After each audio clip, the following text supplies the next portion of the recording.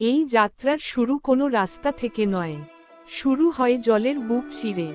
ইঞ্জিনের কোলাহল নেই, আছে শুধু নদীর নিঃশ্বাস আর নৌকার ছন্দ। ডান পাশে ভেসে যায় সবুজ, বাঁ পাশে আকাশের নীল প্রতিচ্ছবি। জল আর আকাশ কে কাকে ছুঁয়ে আছে বোঝা যায় না। এই পথের কোনো সাইনবোর্ড নেই, তবু মন জানে মৌসুমী দ্বীপ আর বেশি দূরে নয়। নৌকা যত এগোয় শহর তত পিছিয়ে পড়ে। মোবাইলের নেটওয়ার্ক নয়, এখানে কানেকশন হয় প্রকৃতির সঙ্গে। এই নৌকাযাত্রা শুধু ভ্রমণ নয়, এটা ফিরে যাওয়া নিজের কাছে।